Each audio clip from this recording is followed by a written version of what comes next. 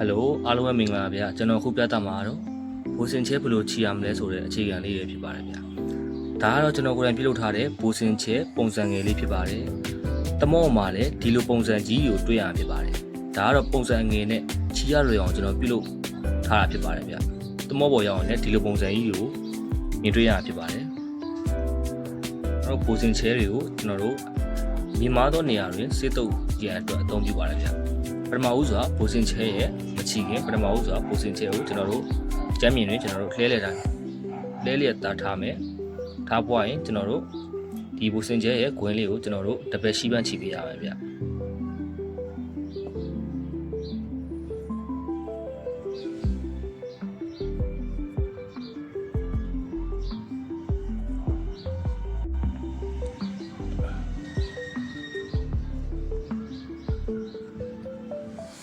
ဒီလိုပါဗျဒါကျွန်တော်တပည့်ရှိပန်းချီလိုက်ပါပြီဗျဘိုးစင်ချဲရဲ့ထေးလေးဒါကတော့ကျွန်တော်ဘိုးစင်ချဲကိုကျွန်တော်တွဲလက်သားအနေထားဖြစ်ပါတယ်တမောမှာဆိုရင်တော့ပူလီဝီးနဲ့ပေါင်းဆက်ပြီးတော့အသုံးပြုရမှာဗျ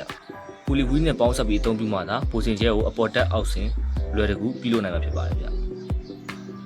ဒီကကျွန်တော်ဒါပူလီစင်ပြီးတဲ့အနေထားဖြစ်ပါတယ်ဗျဒါကျွန်တော်ပုံစံငယ်လေးဆိုတော့လေမှားပါရင်တိကျခွင့်လုပ်ပြပါဗျဒါပူလီစင်ပြီးတဲ့အနေထားဖြစ်ပါတယ်ကျွန်တော်တို့ပူလီစင်ပြီးတဲ့အနေထားမှာကျွန်တော်တို့ဘိုးစင်ချဲကိုအောက်ကိုအလွယ်တကူရှော့ဆင်းနိုင်ရန်အတွက်ကျွန်တော်တို့ကြိုးချီနီးတစ်ခုလိုအပ်ပါတယ်ဗျအဲကြိုးချီနီးကလည်းမခတ်ပါဘူးဗျလွယ်ကူလေးပဲချီရဖြစ်ပါတယ်ဗျဒီဘိုးစင်ချဲရဲ့ဒီကြိုးလေးချောင်းနဲ့ကိုခွပြီးတော့ကြိုးတပင်ထည့်လိုက်ပါမယ်ဗျထည့်သွားကျွန်တော်တို့ဒီကြိုးကြီးကိုကျွန်တော်တို့ဒီ green ဖြစ်သွားတဲ့အနေထားမှာကျွန်တော်တို့ဒါဘိုးစင်ချဲရဲ့အောက်ခံအပြားကိုကျွန်တော်ဆွတ်လိုက်ပါမယ်ဒီဘယ်ဘက်ချက်မှာရှိတဲ့ကြိုးကိုလည်းကျွန်တော်တို့ဘိုးစင်ချဲအောက်ခံပြားကိုကျွန်တော်ဆွတ်လိုက်ပါမယ်ပြီးကျွန်တော်တို့အပေါ်ဆွတ်လိုက်ပါမယ်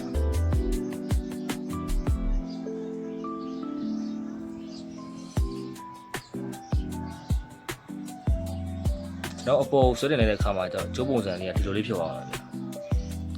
။ကျိုးဝိုင်းလေးတွေကိုကျိုးလေးတစ်ကျိုးဝင်တဲ့ပုံစံဖြစ်သွားပါမယ်။ကျွန်တော်တို့အောက်ကို short ချခြင်းတဲ့အခါမျိုးကျရင်အဲကျိုးဝိုင်းလေးကိုဒီကျိုးဝင်တဲ့ဟာလေးကိုကျွန်တော်ထိုးထည့်ပြီးတော့အောက်ကိုဖြည်းဖြည်းချင်းကျွန်တော် short ချလို့ရပါတယ်။ short ဆင်းလို့ရပါတယ်။တကယ်အပြင်လက်တွေ့သမော